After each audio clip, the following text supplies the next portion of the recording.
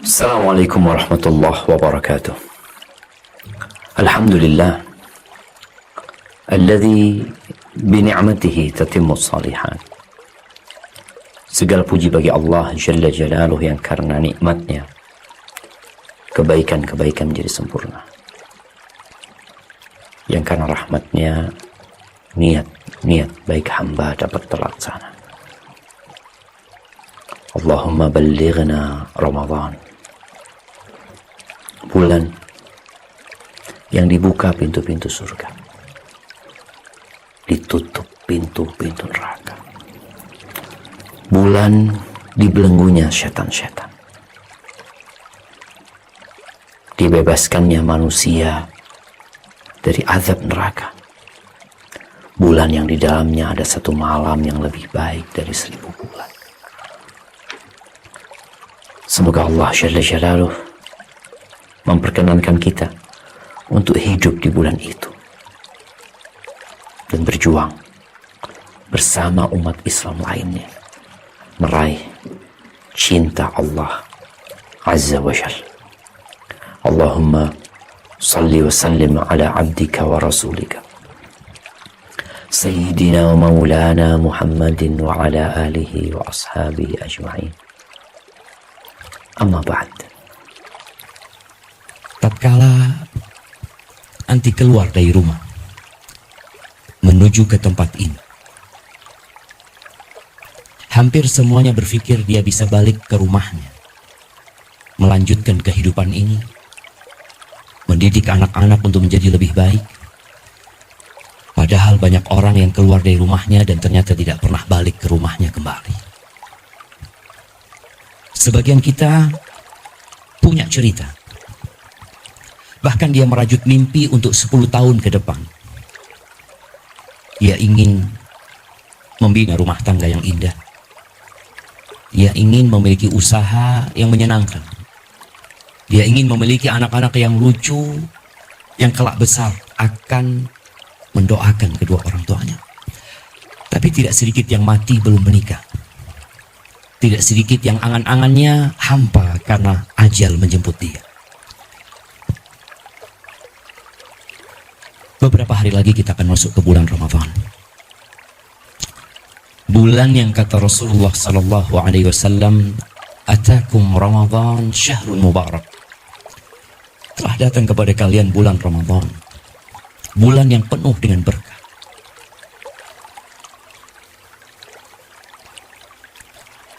Apa berkahnya Ramadan? Nah, coba sebutkan 5 berkahnya Ramadan. Ada mic bisa? Nah, tafadhali, siapa yang mau jawab?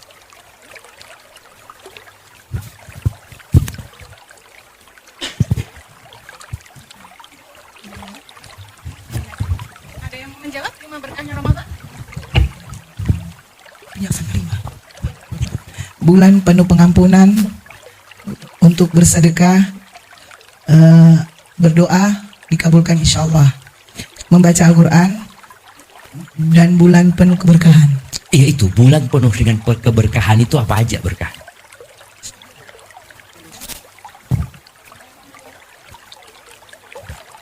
Apa berkahnya Ramadan? Hidup. Ditutupnya pintu neraka, dilipat gandakan pahala kita dalam ibadah kita. 10 hari terakhir Qiyamul Lail, itu yang malam yang diampunkan dosa-dosa kita, insya Allah. Ada malam yang lebih baik dari 1000 bulan. Nah, Ya benar. kemudian Dikabulkannya doa, dikabulkannya doa, dibebaskan dari api neraka. Nah, dapat hadiah yang bisa jawab. Nah, ya, kalau bicara berkahnya Ramadan syahrul mubarak tadi udah kita dengar, dan ana yakin ya semua yang hadir di sini tahu sama berkahnya Ramadan. Tapi kebayang nggak kalau ini jadi Ramadan terakhir? Enggak. Kita kebayang sampai Idul Fitri. Sebagian kita sudah mempersiapkan baju-baju untuk Idul Fitri. Mau seragam sama suaminya, mau seragam sama anaknya. Tapi dia tidak pernah berpikir bahwa sekarang nih kita belum masuk ke bulan Ramadan. Yang perlu dipersiapkan adalah gimana kalau ini jadi Ramadan yang terakhir. Berapa banyak orang yang meninggal dunia? Orang tua sebagian kita. Hampir tiap hari ya. Ana dapat informasi dari Yayasan Fastabiqul Khairat. Meninggal satu di Surabaya, meninggal di Malang, meninggal sini, meninggal sini, meninggal sini. Suatu saat nama itu akan berganti nama kita yang ada di sini. Inna lillahi wa inna ilaihi raji'un. Telah meninggal.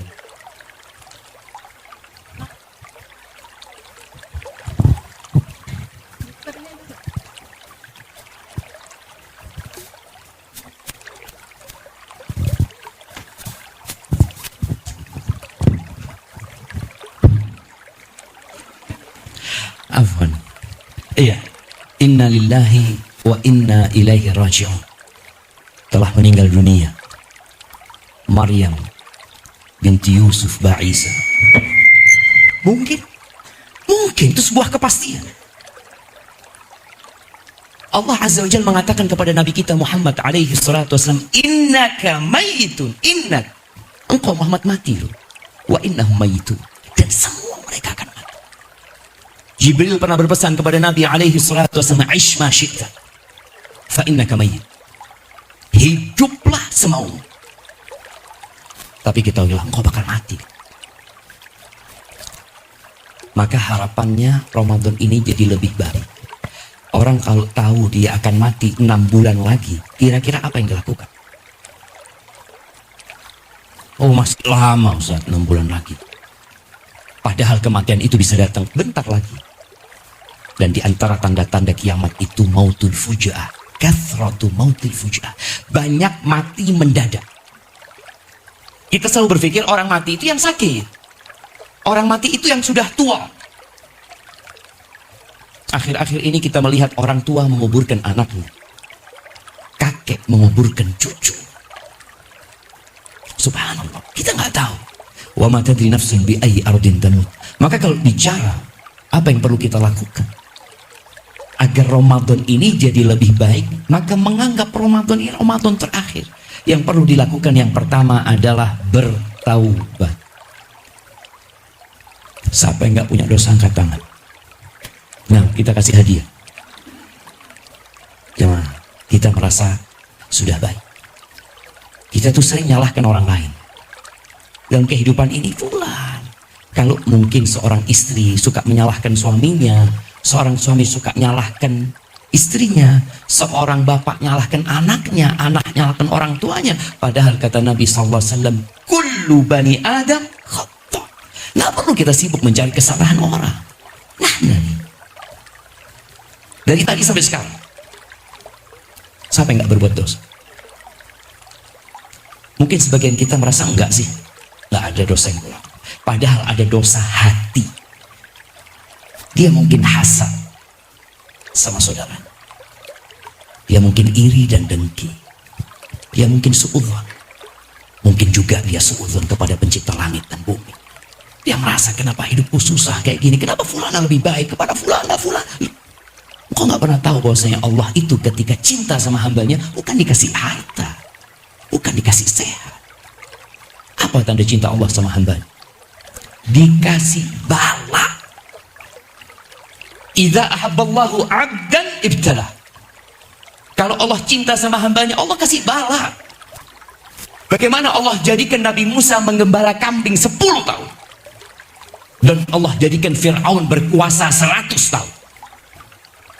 Siapa Fir'aun ini? Ngaku Tuhan dia. Tapi Allah berikan nikmat kepada dia. Dayang-dayang yang jumlahnya nggak tahu berapa, istana, pasukan yang senantiasa taat dan patuh kepada Nabi Musa dengan tongkatnya mengembalikan kambing alaihi salatu wassalam. Maka ahibati fillah, tolong perbanyak taubat. Paling nggak emak-emak nih, sempatkan sholat duha. Biasanya kalau sudah anak-anaknya sekolah, rejalnya sudah syughul, apa yang dilakukan oleh emak-emak? Apa? Istirahat sama ambil handphonenya, alhamdulillah. Nah, dia mau istirahat. Dia mau istirahat. Suami jadi beban buat dia. Anak-anak jadi beban. Apa yang tidak jadi beban? Handphone. Masya Allah, khair handphone. Sebelum engkau pegang handphone, hamparkan sejadah. Kau salat duha. Gak sudah makan. Setelah itu engkau duduk membaca doa yang dibaca Nabi SAW. Apa doa yang dibaca Rasulullah SAW setelah salat duha? Nah, mic-nya dikasihkan kepada yang angkat tangan.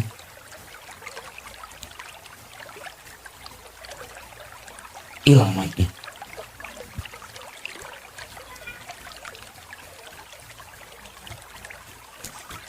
Itu mic-nya kan ya? Depan dulu. Yang depan yang tadi angkat tangan. Nah, Bismillahirrahmanirrahim. Rabbi firli wa tub alayya innaka antat tawwabur rahim. berapa kali? 100 kali. Masya Allah, kasihkan hadiah.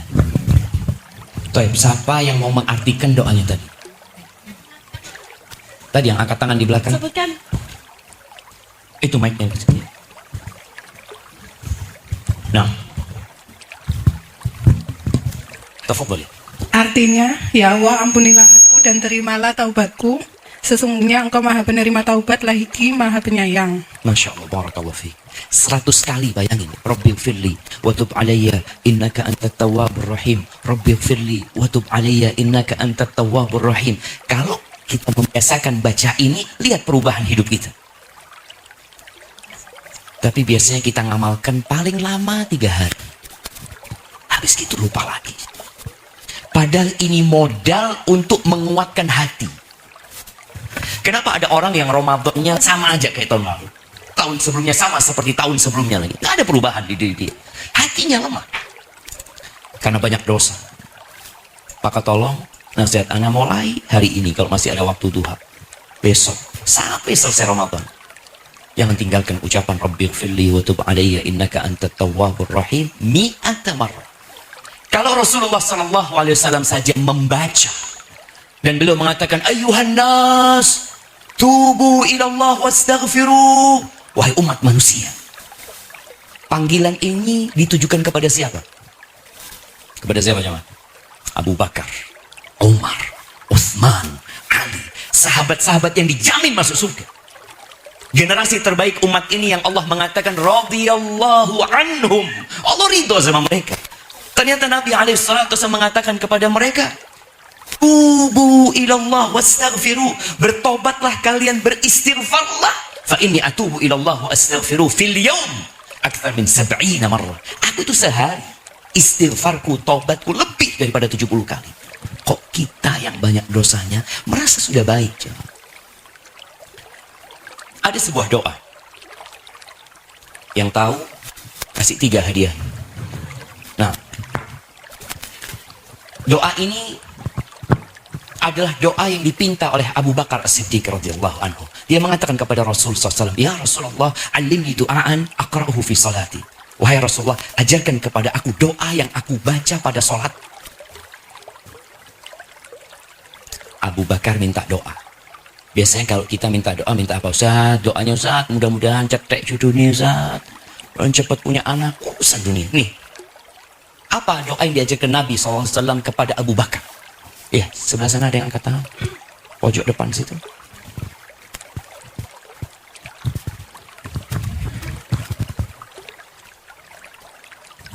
Robbi ini a'udzubika. Nah, Lupa mendadak Ustaz. iya. Biasanya kalau lagi sholat ingat kan. Nah, nggak apa-apa. Coba. Pokoknya intinya akhirnya minta akhirnya wa husni ibadatik itu. Oh, itu doanya Mu'ad.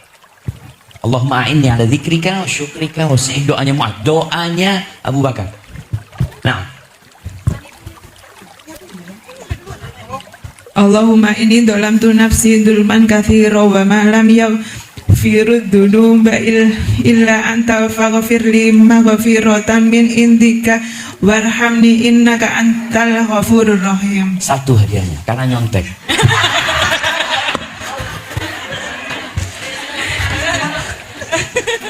Nah, itu doa dihafal, bukan dicontek ya. Bukan sekarang bacanya ketika sholat. Baik, coba kita renungkan ya. Abu Bakar minta doa. Abu Bakar dijamin masuk surga. Abu Bakar kalau imannya ditimbang dengan seluruh umat ini lebih berat imannya Abu Bakar. Ketika dia minta doa, kata Nabi SAW, Qul, katakan Abu Bakar, Allahumma inni zalamtu nafsi zulman katsir. Katakan Abu Bakar, ya Allah, aku sesungguhnya menzalimi diriku dengan kezaliman yang banyak. Abu Bakar disuruh mengakui dosa-dosa. Fa innahu la yaghfiru dzunuba illa anta, enggak ada yang bisa ngampuni dosa kecuali Engkau ya Allah. Faghfirli maghfiratan min 'indika warhamni innaka antal ghafurur rahim. Ya Allah, ampuni aku ya Allah. Aku minta ampunan dari sisimu ya Allah. Tolong rahmati aku ya Allah. Abu Bakar mintanya itu ya. Kita apa yang kita minta aja? Kita lupa bahwa kita makhluk yang penuh dengan dosa dan kita melewati hidup-hidup ini dengan nikmat-nikmat Allah dan lupa untuk berhenti sebentar mengatakan Allahumma inni zalamtu nafsi. Yang ada kita beri fulan yang dolimin anak, fulan yang dolimin anak. Sudah, jangan urusin orang. Kita akan dihisap sendirian, jemaah.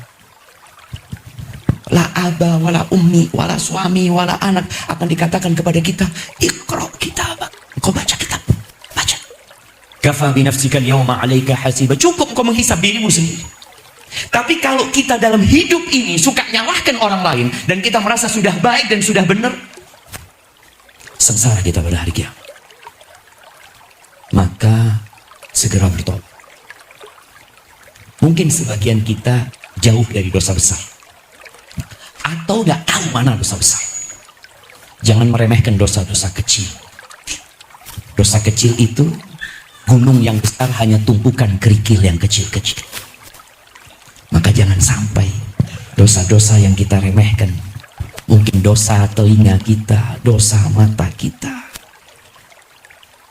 itu membuat kita masuk bulan Ramadan lemes. Sebagian orang bisa hatam Quran. Ustaz, anak punya saya, Masya Allah, 3 malam sekali hatam Quran. Anak udah iso. Fulana, Masya Allah, Ustaz.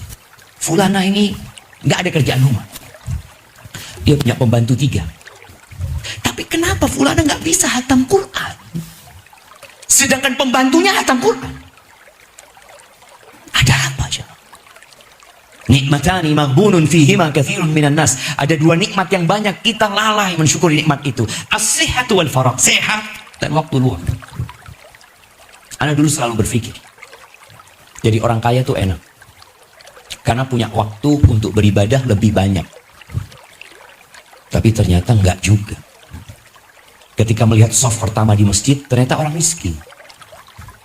Yang kaya kemana? Sibuk ngurusin usaha dan kerjaan.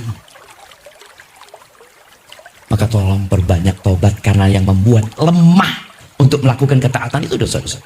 Perbanyak istighfar. Taubat itu ada 3 syaratnya. 3 plus 1. Siapa yang mau jawab? Nah, faktor di depan sini tadi.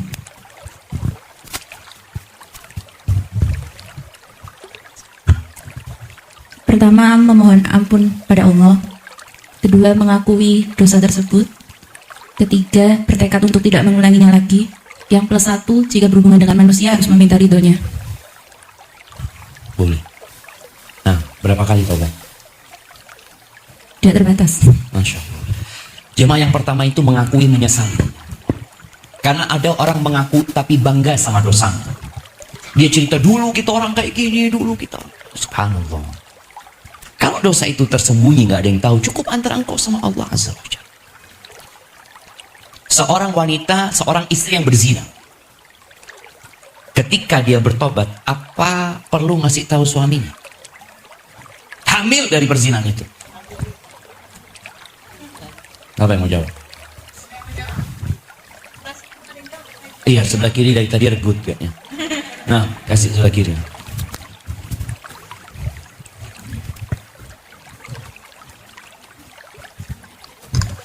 Tidak perlu Ustadz, karena otomatis nasab anak yang dikandung itu menjadi anak suaminya dalam Islam. Masya Allah, santi barakallahu fiik. Iya jemaah. Cuma dia punya dosa besar, memasukkan yang bukan anak suaminya jadi anak. Tapi itu hukum Islam. Jadi yang berbuat, karena zina ini bukan perbuatan dosa sama orang lain. Zina ini bukan perbuatan dosa sama orang lain, tapi perbuatan dosa antara dia sama Allah Azza wa Jalla. Makanya ketika ada seorang wanita datang kepada Nabi SAW, ya Rasulullah, ini hubla minaz zina, aku hamil dari hasil zina. Apakah Nabi tanya dengan siapa engkau berzina? Enggak. Tidak ditanya sama seseorang. Dia yang bertobat, dia yang dihukum. Maka tadi dikatakan yang pertama menyesali. Dia menyesali dosa itu, nggak perlu cerita sama siapa-siapa, nggak perlu cerita sama suaminya, cuma bagaimana dia memperbaiki penghormatan dia buat suaminya, penjagaan dia untuk anak-anaknya. Yang kedua tadi disebutkan meninggal dosa itu. Karena ada orang berbuat dosa, nyesal dia pegang handphonenya, mungkin dia nonton drakor sambil nangis-nangis, nyesel karena nonton ini, Allah. Tapi tetap ditonton. Dia harus tinggalkan dosa itu. Yang ketiga tadi bertekad untuk tidak mengulangi. Bukan tidak mengulangi, kita biasanya akan ngulangin lagi. Tapi bagaimana bertekad untuk tidak mengulangi. Kalau nanti ngulangin lagi, tobat. Nanti ngulangin lagi, minta ampun lagi sama Allah Azza wa Jalla. Yang keempat ini yang berkaitan dengan manusia. Kalau ada hubungannya sama manusia, kita perlu minta maaf sama manusia itu. Kita kalau punya salah sama manusia itu sulit manusia memaafkan kita. Dan itu dia punya hak untuk tidak memaafkan. Dia nyakitin hati sahib kita. Sakit hati. Tapi dia masih memaafkan. 2 kali, masih 3 kali biasanya kita, udahlah, anak nggak mau kenal lagi sama dia. Tiada maaf bagimu. Tapi kita 1000 kali berbuat dosa sama Allah. Kata Allah, man atani yamshi ataitu harwala. Kalau engkau datang kepada aku, kata Allah, jalan kaki, aku datang kepadamu berlari-lari. Allah tuh senang sama orang yang taubat. Senang Allah. Ya Allah, semoga Allah ampuni dosa-dosa kita. Baik, yang kedua, belajar. Siapa yang sudah menyelesaikan baca buku fikih Ramadan untuk bulan Sya'ban ini? Yang sudah menyelesaikan karena dia tahu anak mau masuk Ramadan, anak mau baca buku fikih Ramadan, persiapan Ramadan. Ada? Enggak, kayaknya enggak ada karena sudah luar kepala semua. Jadi enggak perlu baca lagi Ustaz seperti itu. Perlu siapa? Al-ilmu qabla al-qawli wal amal. Berilmu dulu. Sebelum kita mau beramal, sebelum kita mau melakukan sesuatu, sebelum ngomong suruh kita berilmu. Maka paling tidak baca buku. Allah, buku sekarang ada PDF. Enggak harus beli. Tinggal download, dibaca. Tapi memang minat baca kita itu lemah. Kita lebih suka nonton daripada baca. Nonton ustadz kajian, ditinggal tidur. Gimana dia mau masuk? Belajar. Belajar lagi tentang fikih Ramadan, belajar lagi tentang fadilah Ramadan. Orang tuh kalau tahu dengan sesuatu, dia akan semangat. Tahu bahwa saya baca Quran itu ternyata 1 huruf itu 10 kebaikan.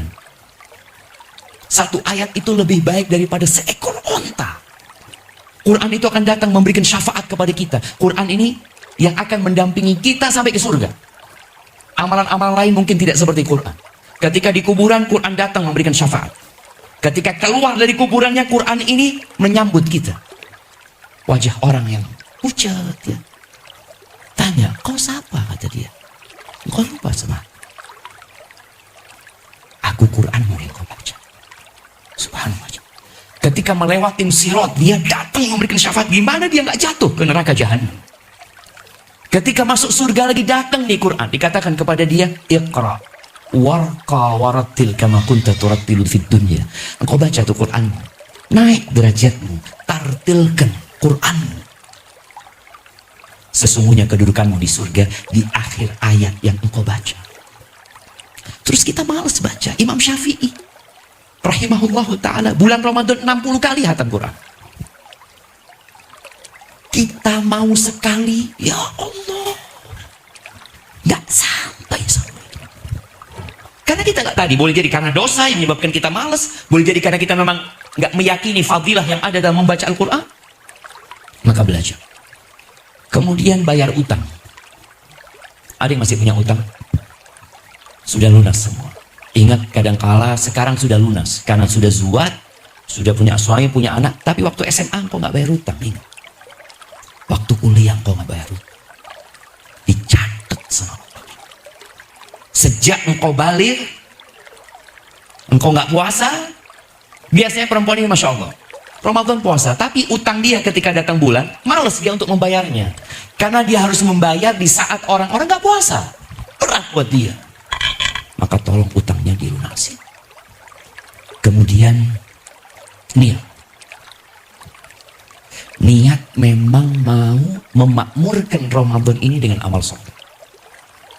Ada orang yang puasa karena ikut-ikutan. Kenapa puasa? Ya nggak enak di rumah semua pada puasa, malulah. Ada yang seperti itu. Puasa karena tradisi dan budaya. Dan ada yang puasa karena sehat. Apalagi perempuan-perempuan anak lihat ya, dia belajar diet ini. Ternyata ada diet yang bagus. Puasalah dengan niat diet. Dapat pahala. Nggak ada. Dia dapat sehat.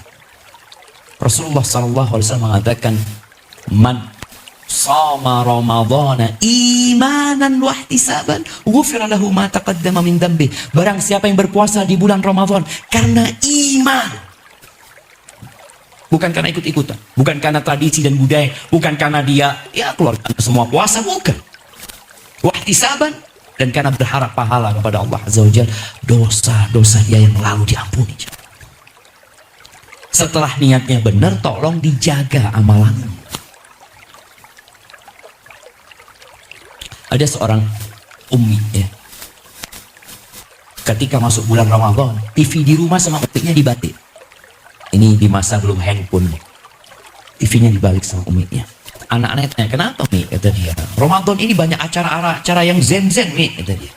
Nah, apa nggak cukup 11 bulan kau sibuk nonton TV? Ramadan ini berhenti nonton TV. Berhenti anak-anak. Sekarang mungkin kita bisa praktekkan dengan handphone kita. Ramadan, wifi di rumah dimatikan. Ustaz, mau dengarkan kajian. Ya, banyaklah alasan kita. Ya nggak masalah sebenarnya, karena handphone, televisi, itu tergantung digunakan buat apa. Rasulullah SAW mengatakan, rubba sha'imin laisa lahu hadzun min siyamihi illa al-ju' wal 'atash. Banyak orang yang puasa, dia tidak mendapatkan pahala apa-apa kecuali lapar dan haus. Puasa dia, betul. Dia ketika sahur niat untuk berpuasa, ketika berbuka dia berdoa, tapi ternyata hanya mendapatkan lapar dan haus. Kenapa?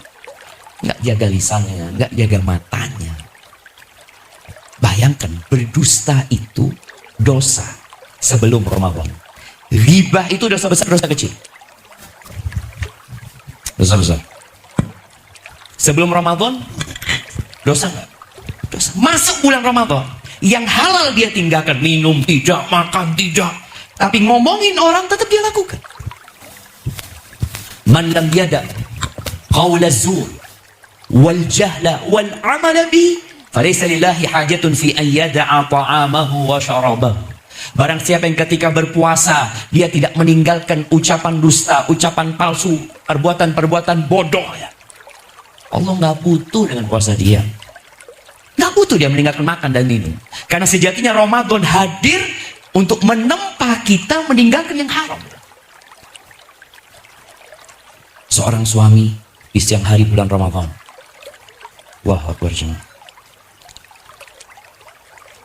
istri nggak mau melayani suami. Ada dapat bocoran yang mengejutkan. Ternyata pelacur itu laris di siang hari bulan Ramadan. Na'udzubillah. Kenapa? Karena istri nggak mau melayani suami. Sahih, nggak boleh. Istri yang halal aja ditinggalkan. Tapi kok ada orang, setannya sudah dibelenggu, pintu neraka sudah ditutup, tapi di siang hari bulan Ramadan masih melakukan dosa. Dan ada suami-suami yang Masya Allah, ketika sahur, ya sahur, Masya Allah, sahur. Ketika berbuka, Masya Allah, buka bareng. Ada nggak puasa? Ana ingat seorang pegawai, dia cerita, Ustaz, gimana Ana Ustaz ya? Di kantor Ana Ustaz, nggak ada yang puasa Ustaz. Tapi nanti acara buka bersama, ikut Ustaz. Bikin acara kantor buka bersama, ya anu semua. Na'udzubillah min dzalik. Maka tadi, bagaimana kita dilatih untuk meninggalkan yang haram dengan meninggalkan yang halal. Maka jangan sampai kita berpuasa, tapi tetap kita melakukan yang haram. Yang terakhir, sebelum kita masuk ke sesi tanya jawab, berbanyak zikir. Ketika Nabi SAW ditanya tentang berbagai macam ibadah, ada ibadah haji, sedekah, jihad fisabilillah, ya. Beliau ditanya, siapa yang paling baik di antara mereka? Kata Nabi SAW, aktsaruhum lillahi dzikran, yang paling banyak zikir. Maka tolong direncanakan dari sekarang. Ana tiap hari akan istighfar 1000 kali. Ana tiap hari akan sholawat buat Nabi SAW 100 kali. Ana mau baca subhanallah wa bihamdihi subhanallah. Direncanakan dari sekarang, sehingga tatkala kita masuk Ramadan, ada yang mau kita kerjakan. Dan kalau ini jadi Ramadan kita yang terakhir, dan kita mati sebelum masuk Ramadan, semua rencana kita ditulis kebaikan sama Allah SWT. Barakallahu fiik. Kita masuk ke sesi tanya jawab. Tafadhal yang ingin bertanya. Masya Allah.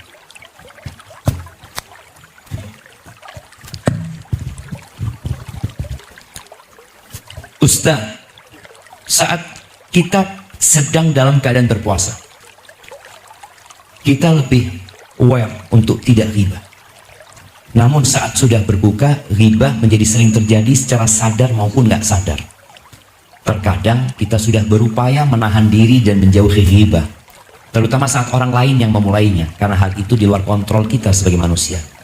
Namun saat kita bersama orang tua, secara sadar nggak sadar, kemudian beliau membahas ghibah. Apakah ada langkah yang bisa kita lakukan Ustaz sebagai seorang anak yang tetap bisa mendengarkan orang tua saat bercerita sebagai bentuk rasa hormat dan mengingatkan beliau tanpa menyakiti hatinya atau menggurui-nya? Subhanallah jemaah. Iya, orang tua kita adalah orang yang paling kita cintai. Jangan sampai orang tua kita banyak dosanya yang dia nggak sadar. Sebagian orang berpikir kalau menceritakan sebuah fakta itu nggak dosa. Iya, nggak apa-apa, asalkan nggak berkaitan dengan orang lain. Karena ghibah itu bukan fitnah. Nabi SAW mengatakan ghibah itu dzikruka akhak yakrah. Engkau menyebut tentang saudaramu, subhanallah, Nabi sebutkan saudara. Menganggap sesama muslim itu saudara kayaknya mulai pudar. Dianggap orang lain, loh, bukan dulurmu dia saudaramu, loh, Anda nggak kenal dulurmu. Innamal mu'minuna ikhwah, orang-orang beriman itu saudara. Bagaimana Allah menggambarkan tentang orang yang ghibah ini? Ayuhibbu ahadukum ayyakula lahma akhi maitan fakarihtumu. Apakah mau kalian makan bangkai saudara kalian? Saudara kalian mau? Maka tolong perlu ditumbuhkan di diri kita, semua saudara kita. Ya, kalau bicara bagaimana supaya tidak menyinggung perasaan orang tua, maka yang pertama, kalau bisa engkau memberikan nasihat, kau berikan nasihat dengan cara, Abah, kita kalau ngomongin orang kayak gini masuk ghibah nggak, Bah, ya? Seperti orang yang sedang bertanya sehingga tidak menggurui. Kalau ngomong, Bah, ghibah nih, Bah, Abah mau masuk neraka? Enggak. Jadi anak itu tetap memposisikan dirinya sebagai anak. Bagaimana dia bertanya, Abah, apa nggak masuk ghibah, Bah, ya? Takutnya kita udah puasa, udah ngaji, baca Quran, nanti hari kiamat pahala kita berikan kepada orang itu. Jadi subhanallah, balasan ghibah itu pahala kita berikan kepada orang itu. Padahal kita nggak suka sama tuh orang, tapi kita kasih hadiah pahala kita. Dia mungkin nggak sholat malam, tapi pagi dapat pahala sholat malam, alhamdulillah, dapat dari fulana. Apalagi kalau ghibahnya kelompok, itu pahalanya lebih banyak kan? 5 orang langsung transfer dia pahala. Maka itu mungkin perlu tanya sama Abah. Atau yang kedua, kalau memang tidak bisa, alihkan pembicaraan. Kita itu kadang-kadang ngobrol nggak punya bahan. Bahannya itu, kulaan bahannya ya sama Fulan, fulana, ini kulaan bahan. Oh, anak dengar dari fulan, dengar dari fulan, dengar dari fulan. Itu tahu apa? Fulana, Allahu Akbar. Bagaimana dialihkan pembicaraan ke yang lebih bermanfaat sambil didoakan orang tua. Tapi kadangkala kita harus tegas sama orang tua. Walaupun engkau akan dibenci sama orang tua. Nabi Ibrahim diusir sama bapaknya sendiri. Tapi tolong dengan adab dan etika yang baik ya. Kalau hari itu nggak mau, mungkin nanti cari waktu lain ya. Jangan pas gibain orang. Ngomong sama orang tua itu jangan pas dia sedang menceritakan keburukannya orang. Tapi lagi santai, bah, ana dengar atau ma, ana dengar ternyata ngomongin orang itu jadi pahala kita transfer ke dia. Kadang-kadang orang tua nggak sadar, loh, tapi kan kita nggak bohong, kita nggak ngada-ngada. Ya itu, kalau ngada-ngada itu jadi fitnah, lebih besar lagi dosa. Barakallahu fikum. Salah satu masalah RT, oh rumah tangga, yang anak kira RT di kampung. Salah satu masalah RT yang banyak terjadi saat ini yaitu banyak yang cerai hati tapi tidak cerai dokumen. Serumah tapi mendekat dan bicara hanya saat ada butuhnya saja. Status masih suami istri tapi tak saling peduli dan perhatian. Di luar terlihat baik dan harmonis, tapi di dalam hancur dan kritis. Suami sibuk dengan dunianya sendiri. Istri sibuk menahan sakit dan luka batinnya. Katanya bertahan demi anak, tapi anak-anak pun tak merasakan kehangatan dalam keluarga. Rumah tangga seperti ini, kenapa dipertahankan? Untuk apa? Ahibati fillah, hidup ini bukan untuk bersenang-senang. Bukan. Ini kembali kadangkala kita menyalahkan pasangan hidup kita. Hidup ini untuk berjuang. Bagaimana istrinya Fir'aun punya suami Fir'aun. Bagaimana Nabi Nuh, Nabi Lut bertahan punya istri pengkhianat. Karena tujuan kita hidup bukan bersenang-senang. Kalau bicara cinta, Allah Azza wa Jalla mengatakan wa min ayatihi an khalaqalakum min anfusikum azwajan litaskunu ilaiha wa ja'ala bainakum mawaddah wa rahmah. Allah jadikan di antara kalian mawaddah dan rahmah. Jadi ternyata rumah tangga itu nggak harus ada cinta, nggak harus. Ketika ada seorang wanita yang nggak suka sama suaminya, suaminya ini ingin istrinya mencintai dia. Padahal cinta itu tidak dipinta, tapi cinta itu hadir dengan kita berbagi cinta. Penghormatan itu tidak dicari, tapi penghormatan itu dengan kita memberi penghormatan, orang akan memberikan penghormatan. Laki-laki ini harim-harim yang zuat sama dia rata-rata gugat cerai. Akhirnya suatu hari nama dia sudah jelek di masyarakat ya. Dia bawa seorang Abdullah bin Abil Arqam kalau nggak salah, dibawa untuk menjadi saksi bahwa istrinya dia ini nggak cinta. Istrinya lagi di rumah, dia tanya, "Anshuduki billah atuhibbinani?" Aku mau minta dengan nama Allah, engkau cinta nggak sama aku? Kata istrinya, udahlah bang, nggak usah ngomong itu, ngomong yang lainnya. Enggak, aku bersumpah minta sama Allah, engkau cinta nggak sama aku? Kata istrinya, enggak. Akhirnya suaminya laporan ke Umar bin Khattab radhiyallahu anhu. Dipanggillah nih istrinya. Apakah engkau yang terus terang mengatakan tidak cinta kepada suamimu? Ya Amirul Mukminin, innahu nasyadani billah. Wahai Amirul Mukminin, dia itu bersumpah minta kepadaku dengan nama Allah. Afa akdzib? Boleh aku bohong? Kata Umar, ikdzibi, bohong aja.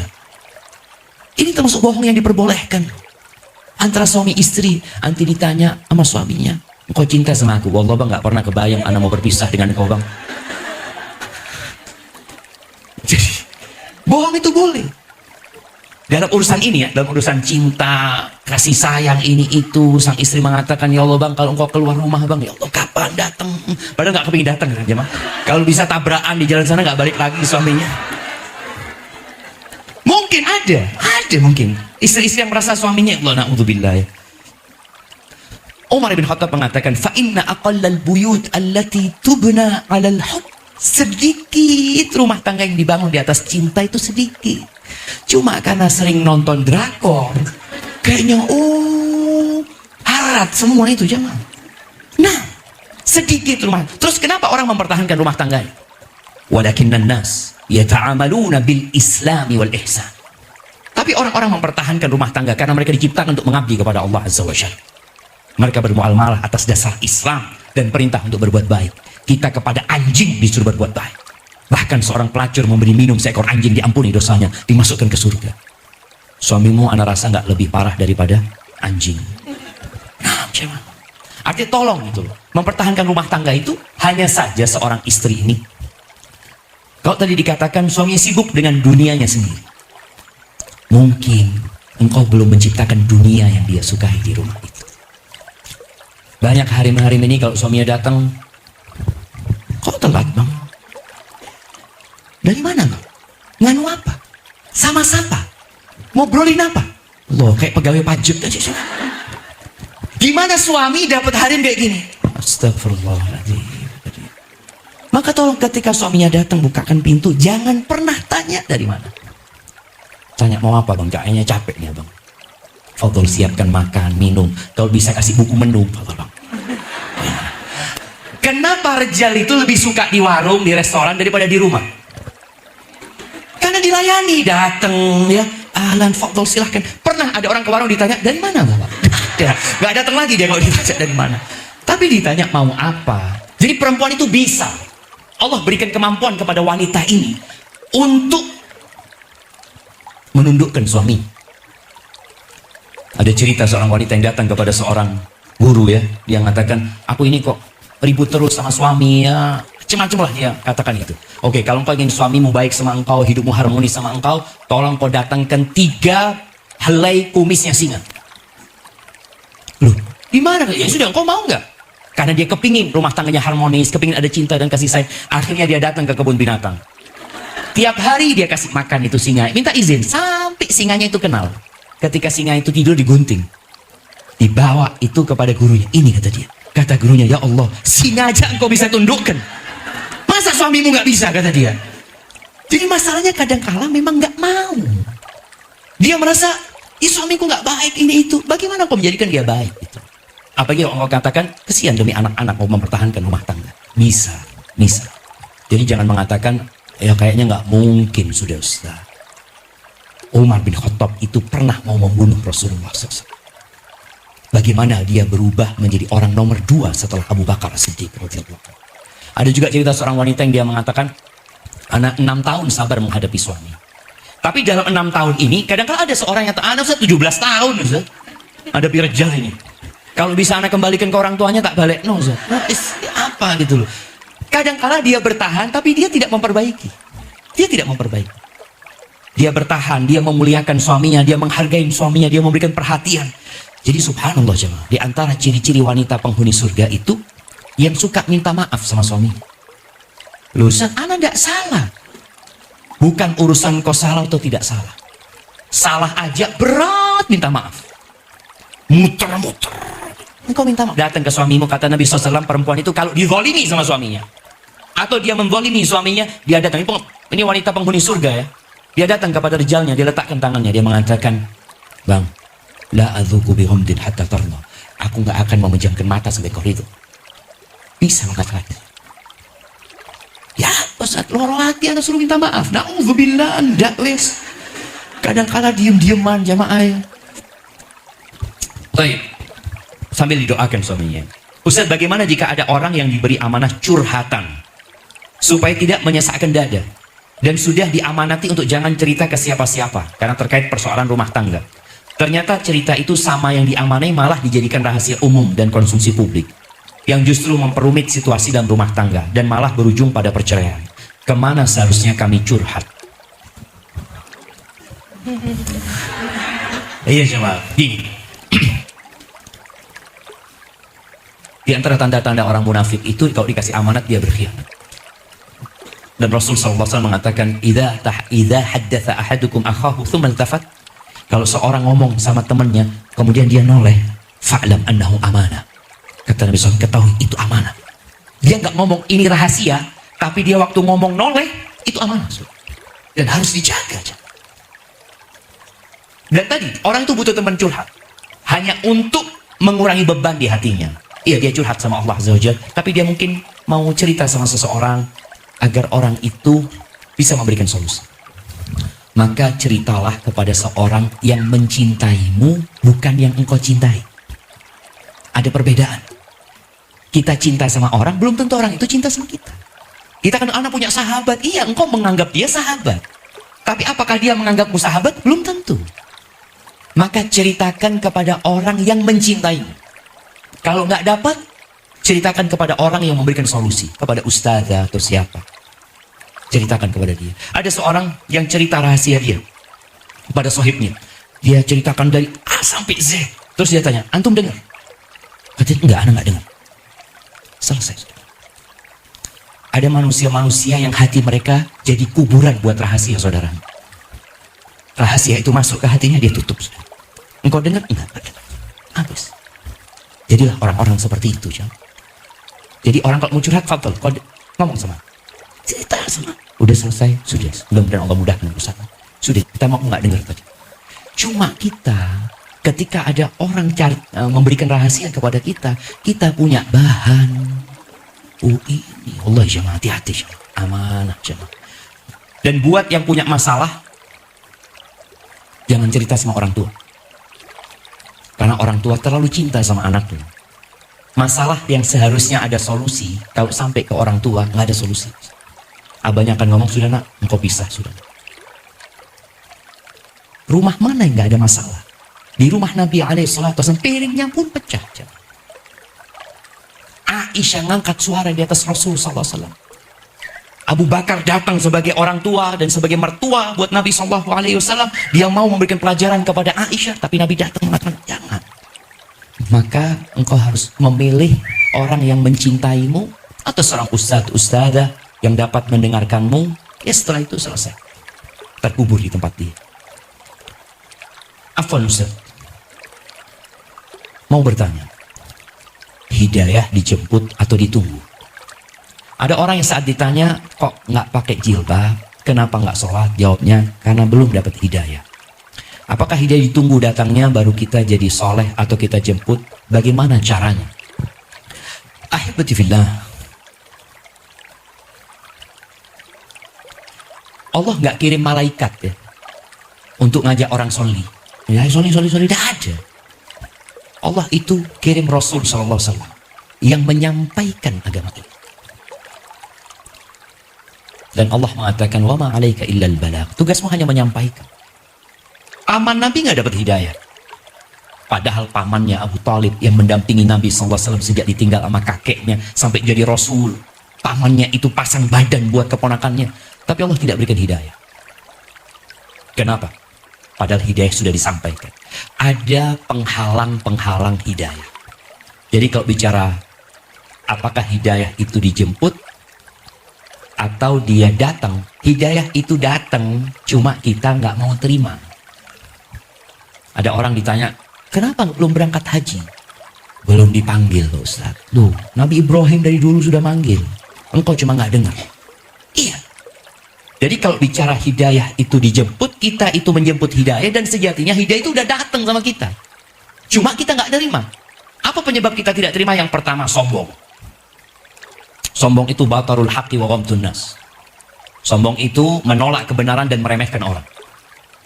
Kadang-kala dia beranggapan yang pakai jilbab, itu ya hanu pakai jilbab. Lebih baik nggak pakai jilbab, yang penting baik. Subhanallah. Lebih baik engkau pakai jilbab dan jadi orang baik. Itu seharusnya dipikirkan. Sholat ini rukun Islam. Dan kita tahu, orang kalau sholatnya baik, insya Allah yang lainnya baik. Maka sampaikan kepada orang tersebut, kalau engkau memang menunggu hidayah, tolong siapkan hatimu untuk menyambut hidayah itu. Dengan menghilangkan kesombongan, kemudian fanatik terhadap satu kelompok, seperti fanatiknya orang Quraisy dengan berhala-berhala mereka.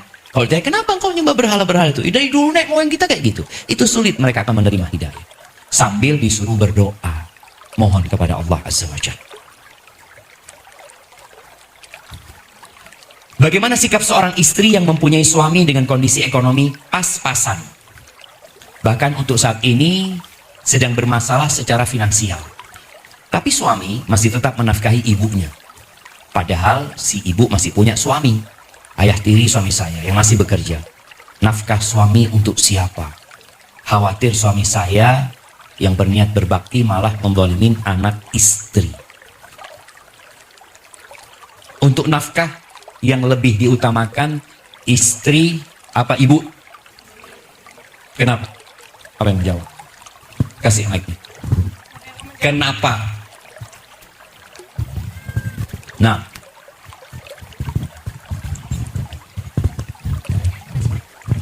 Karena kewajiban.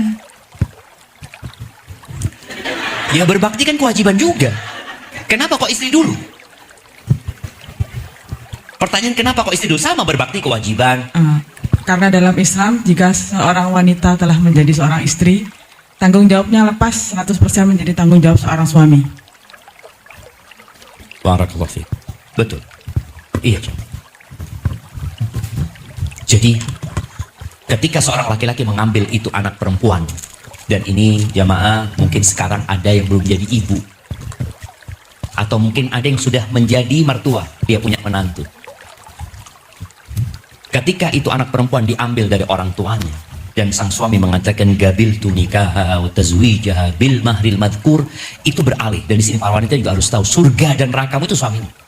Maka suami punya kewajiban full terhadap istri, memberikan nafkah kepada orang tua. Memberikan nafkah kepada orang tua itu wajib bagi anak kalau orang tuanya nggak mampu, setelah sang anak menyelesaikan kewajibannya kepada istrinya.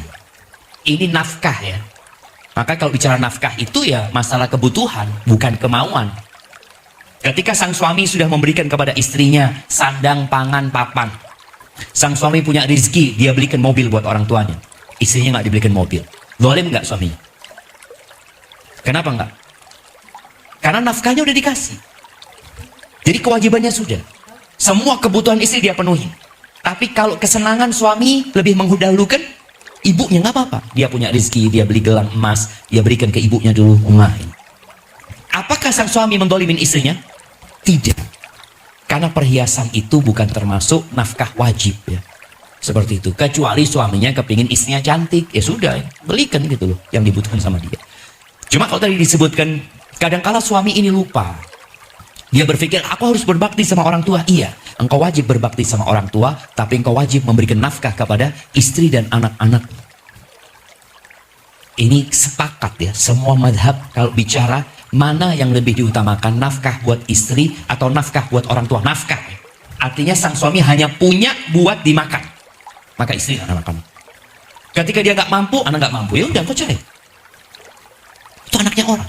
Atau sang istri boleh minta cerai sama suami, tapi sabarlah. Kemudian nasihat anak buat istri-istri yang suaminya susah secara ekonomi, ketahuilah pintu rezeki itu bukan hanya bekerja. Pintu rezeki itu yang pertama adalah tawakal. Kita itu banyak bergantung sama pekerjaan. Oh, coba kerja di sana, coba ngelamar sini, coba ngelamar sama Allah Azza wa Jalla. Duduk istighfar, mohon ampun sama Allah Azza wa Jalla. Tawakal yang pertama, menyerahkan semuanya kepada Allah, kemudian mohon ampun kepada Allah Azza wa Jalla. Dan istri bantu suami. Bang, engkau kerja di luar, aku bantu dari rumah. Kebanyakan orang kalau berpikir bantu dari rumah apa? Bikin kue, jualan. Enggak, aku bantu di rumah bang. Dengan apa? Aku akan duduk istighfar dari pagi sampai itu, sampai kau pulang. Itu membantu suami. Allah Azza wa Jalla mengatakan, faqultu astaghfiru rabbakum innahu kana ghaffara yursilis samaa 'alaikum midrara wa yumdidkum bi amwal wa banin wa yaj'al lakum jannatin wa yaj'al lakum anhara ma lakum la tarjuna lillahi waqara. Nabi Nuh mengatakan kepada kaumnya, istighfarlah kalian, mohon ampun sama Allah. Apa yang akan terjadi? Allah akan kirimkan air hujan yang bermanfaat. Allah akan banyakin harta dan anak-anak kalian. Allah akan bikinkan taman-taman yang indah, sungai-sungai buat kalian. Subhanallah. Maka bantu suamimu dengan bertawakal, dengan beristighfar, baca Quran. Walaupun suamimu mungkin bawa sedikit, tapi Allah berikan keberkahan. Dan buat sang istri, jangan ngelihat kepada suami tetangga. Enak jadi bojone fulan. Tidak enak. Rumput tetangga itu selalu lebih hijau daripada rumput sendiri. Bolehkah menggugurkan janin? Jika diindikasi ada cacat pada janin atau orang tua belum siap punya bayi lagi karena masalah fisik, psikis, dan finansial. Jika sudah terjadi dan ternyata baru tahu beratnya beban mental setelahnya, apakah ada amalan-amalan yang bisa kita lakukan? Bicara menggugurkan janin, apabila sebelum ditiupkannya ruh karena masalah yang memang cacat kita sebetulnya. Bukan masalah takut secara psikis, finansial, enggak. Karena memang kalau dilanjutkan akan membahayakan hidup si bayi atau membahayakan hidup si orang tua. Maka di situ sebelum ditiupkan ruh sebagian ulama membolehkan. Tapi kalau sudah ditiupkan ruh udah nggak boleh. Tapi kalau masalahnya hanya ya belum siap secara mental, ketika Allah berikan, Allah tahu engkau siap. Allah itu la yukallifullahu nafsan illa usaha. Nggak mungkin kau dikasih beban melewatin batas kemampuan, nggak mungkin. Tapi masalahnya kita ini suudzon. Ya Allah kok dikasih ya Allah, aku belum siap. Allah tahu engkau siap dan Allah kasih. Manusia itu diantara tidak mau dan tidak mampu. Kebanyakan kita merasa tidak mampu padahal hakikatnya tidak mau. Yakinlah Allah itu Ar-Rahman Ar-Rahim, Maha Pengasih dan Maha Penyayang. Kalau setelah ditiupkannya ruh tadi yang dikatakan membahayakan, bismillah. Kalau bisa dipertahankan sambil berdoa, semoga Allah jadikan anak itu anak soleh. Ustaz, daripada anak itu nanti lahir meninggal dunia, boleh jadi anak itu yang memberikan syafaat kepadamu nanti pada hari kiamat. Kita nggak tahu. Apa yang harus dilakukan? Perbanyak sedekah. Perbanyak sedekah, memohon ampun kepada Allah Azza wa Jalla. Semoga dengan itu dihapuskan dosa-dosanya. Maksud perceraian karena takwa ini seperti apa, Ustaz? Ipar saya mengadu domba saya dan suami. Dia menganalogikan bahwa pernikahan kami ini seperti saat kamu sedang di atas pesawat dalam kondisi emergensi. Siapa yang harus diselamatkan dahulu? Pasti dirinya dahulu, baru orang di sebelahnya. Sedangkan Al-Quran menjelaskan bahwa selamatkan dirimu dan keluargamu dari api neraka. Ipar ini bilang kalau mau pisah, pisah saja, jangan berat sama anak. Apa ipar saya ini disebut takhlid dan termasuk jin dasim berupa manusia yang masuk rusak rumah tangga kami. Anda nggak tahu kalau bicara jin dasim ini. Iya. Jemaah begini. Jadi kalau Masya Allah,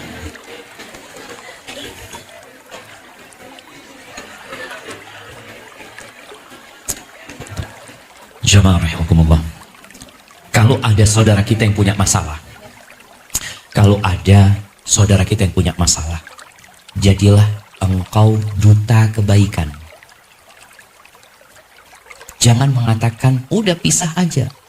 Cerai ini perbuatan yang paling dicintai iblis. Engkau jangan jadi dutanya iblis. Tapi kalau engkau kalau bicara karena takwa kepada Allah, ya kalau dikatakan umpamanya udah engkau pisah sama istri, istrimu sholli enggak umpamanya, dia sebutkan urusan-urusan sama Allah Azza wa Jalla. Imma engkau perbaiki istrimu, imma engkau berpisah. Ini karena ketakwaan kepada Allah Azza wa Jalla. Jadi berpisah karena Allah, karena takut sama Allah Azza wa Jalla. Karena ada orang yang berpisah karena dirusak sama orang lain. Baik. Memang kalau bicara tadi analogi emergensi pesawat, itu sama. Allah mengatakan qu anfusakum wa ahlikum nar. Jagalah dirimu dan keluarga. Kita tuh nggak boleh jadi lilin, membakar diri kita menyelamatkan orang lain. Tapi engkau selamatkan dirimu dan selamatkan orang lain. Maka kalau dikatakan bagaimana seorang ipar yang seperti ini, Anda kan nggak tahu apa penyebab ipar itu mengatakan seperti itu. Boleh jadi masalahnya di dirimu. Maka kita ini jangan sering nyalahkan orang lain. Fulan, memang Fulan mengatakan, boleh jadi aku masalahnya. Kenapa dia menginginkan aku bercerai sama suami? Apa masalahnya? Kalau dikatakan takhbib, nggak tahu apa yang dikatakan takhbib di sini. Kalau ternyata sang ipar mengatakan kepada suaminya, udah bismillah, engkau bertakwa kepada Allah, selesai urusan. Engkau punya istri nggak benar, umpamanya keluar malam ya, Allah, nggak izin. Sampai ada seorang anak ya, dia minta sama abahnya, Mbak, abah sudah cerai sama Umi, Mbak. Nggak tahu abahnya ini masih cinta sama anaknya, sampai awas sama ibunya. Ibunya itu ditemukan di hotel sama laki-laki. Kesian, ini bukan takbir. Ini memisahkan karena Allah Azza wa Jalla. Aba imam perbaiki ummi, wala bisa. Kalau nggak apa jadi dosa gitu. Jadi seperti itu. Karena masalahnya nggak tahu apa, tapi tadi sebelum kita memberikan arahan kepada seseorang untuk berpisah, mungkin bisa dipertahankan rumah tangganya. Jangan terburu-buru. Tadi ada orang yang 6 tahun bersabar, 12 tahun dia mendapatkan kenikmatan itu. Bismillah Ustaz. Bagaimana cara menghadapi pasangan kita yang sering iri dan menuntut lebih? Karena sering scrolling dan melihat status kebahagiaan yang di-share orang lain di medsos. Yang pertama, jangan suka melihat status orang lain. Kita itu kadang-kadang sakit hati gara-gara status orang lain. Kita itu diperintahkan untuk menundukkan pandangan. Engkau sibuk dengan statusmu. Kalau dikatakan tadi, ini sering iri karena sering melihat orang lain, itu penyebabnya. Orang iri karena melihat apa yang Allah berikan kepada orang lain, dan belum tentu yang nampak itu sesuai dengan realita. Berapa banyak orang-orang yang digadang-gadang pasangan paling romantis di Indonesia cerai. Jadi yang perlu dilakukan istri kalau suaminya nuntut lebih, bismillah, apa yang bisa engkau lebihkan buat suamimu? Dan ketika memberikan pelayanan kepada suami, tolong niatkan lillah. Semua kelelahanmu, energimu, capek mengurusin suami ini, insya Allah dapat pahala.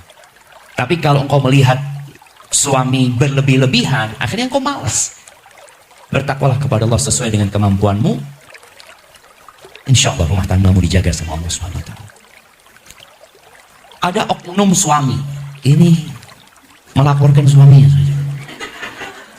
Ada oknum suami zaman now yang pelit tapi banyak menuntut. Kata-katanya menyakitkan hati, temperamen, pemarah. Waktunya lebih banyak untuk teman daripada keluarga. Tidak mensupport dan membela istri, tidak mendidik agama untuk istri dan anak. Namun suami ini masih jauh dari kelakuan Fir'aun. Bolehkah meminta cerai dan memutuskan berpisah dan tidak tahan seperti Aisyah? Mengapa Aisyah mampu seperti Asia? Mengapa Asia mampu tetap bertahan dengan Fir'aun sebagai suaminya? Apa yang membuatnya bersabar? Aisyah nggak bisa gugat cerai. Asia binti Muzahim nggak bisa gugat cerai karena raja Fir'aun. Makanya dia dibunuh sama Fir'aun. Fir'aun nggak suka sama Asia, dan Fir'aun tidak ingin mempertahankan rumah tangganya. Asia tidak punya pilihan kecuali dia bersabar menerima hal itu. Tapi alhamdulillah ada satu anak didik Asia. Siapa? Musa alaihissalam. Kalau engkau ingin gugat cerai, boleh. Gugat cerai itu karena suami tua, suami sakit-sakitan, karena suami akhlaknya buruk, suami tidak memberikan nafkah dengan baik. Kalau bicara gugat cerai, boleh. Yang tidak boleh itu gugat cerai tanpa sebab yang syar'i. Tapi sekarang, apa yang sudah dilakukan oleh dirimu sekarang? Punya suami pelit, boleh ya ngambil hartanya suami yang pelit, boleh. Tapi untuk kebutuhan nafkah, bukan untuk ambil fulusnya suami, ganti handphone, ganti apa, nggak boleh. Maka sabarlah selama suamimu masih menjalankan ketaatan kepada Allah. Kalau dikatakan suami kata-katanya menyakitkan, kenapa dia ngomongnya menyakitkan? Boleh jadi engkau sebabnya. Ustaz, suami anak Ustaz, masalah yang kecil jadi besar Ustaz. Jangan bikin masalah yang kecil kalau punya suami kayak gitu. Udah tahu suaminya kayak gitu, tetap bikin masalah yang kecil. Nggak usah. Maka istri ini yang tahu kapan suaminya marah, kapan suaminya mengeluarkan kata-kata yang buruk, dia tahu. Maka tolong ditutup semua celah, jangan sampai suaminya marah. Suaminya mamanya gahwa, kopi, selalu dia kopinya nggak boleh dingin, nggak boleh habis. Belikan termos yang besar. Suami mau marah, mana gahwa? Bang, sini. Oh iya, langsung. Besok mau marah lagi, udah tahu dia. Kadang-kadang suami marah gara-gara kos kaki nggak ada di rumah. Mana kos kaki? Belikan 2 lusin. Setiap saya mau marah, bang pakai yang baru aja bang. Masya Allah. Lama-kelamaan dia nggak bisa marah. Maka tolong istri ini jangan cuma ya suamiku. Apa yang kau lakukan menghadapi suami kayak gitu? Tapi pada saatnya ketika memang nggak bisa dipertahankan, ya udah. Boleh gugat cerai, tapi itu bukan pilihan pertama. Ana seorang janda yang takut menikah lagi karena khawatir suami yang baru dan keluarganya tidak bisa menerima anak-anak. Mengingat usia anak yang masih 6 tahun, yang pasti masih aktif-aktifnya. Di sisi lain, usia anak masih 23 tahun. Yang dimana banyak terkena fitnah, omongan-omongan yang menyakiti hati. Jamaah, di masa Nabi SAW itu hampir nggak ada janda nganggur. Ada yang meninggal suaminya, dinikahin sama para sahabat. Umar bin Khattab putrinya jadi janda, Hafsah jadi janda, langsung ditawarkan ke Abu Bakar. Abu Bakar, kok nggak mau zuhad? Kau zuhadkan sama putriku. Bayangkan ya, Abu Bakar ini umurnya lebih tua dari Umar. Bedanya 10 tahun kira-kira. Ditawari putrinya Umar. Abu Bakar sudah punya istri. Apa kata orang sekarang? Ini apa? Mau merusak rumah tangga orang lain? Enggak. Ditawarkan ke Utsman. Utsman ini siapa? Utsman ini menantunya Rasulullah SAW. Ditawarin anaknya Umar. Artinya janda itu gak, kalau bisa jangan ada janda gitu. Dinikahkan janda. Sampai akhirnya Hafsah dinikahi sama Rasulullah SAW. Ini pertanyaannya. Kadang-kadang janda itu, Masya Allah. Baik, ini selesaikan jawab ini. Terus kita tutup acara kita. Janda ini tadi suka diomongin sama orang. Ganggu rumah tangganya orang, ini itu. Maka kita harus membantu dia menyelesaikan urusan dia. Kalau bicara kekhawatiran dia, kekhawatiran nanti suaminya tidak mau menerima anaknya, ya ketika ada yang melamar, sampaikan, aku ini punya anak, kalau engkau siap menerima aku bersama anakku, ahlan wa sahlan. Tapi kalau engkau hanya siap menerima diriku, aku minta maaf. Mudah-mudahan Allah kasih ganti yang lebih baik. Perbanyak istighfar, mohon ampun kepada Allah Azza wa Jal. Dan semoga dengan seperti itu Allah Azza wa Jal mendatangkan jodoh yang lebih baik daripada suami yang terdahulu. Aku lu qauli hadza wa astaghfirullah li wa lakum wa lisairil mu'minin wal mu'minat fastaghfiruhu innahu huwal ghafurur rahim. Itu yang dapat saya sampaikan, kurang lebihnya mohon maaf. Wassalamualaikum warahmatullahi wabarakatuh.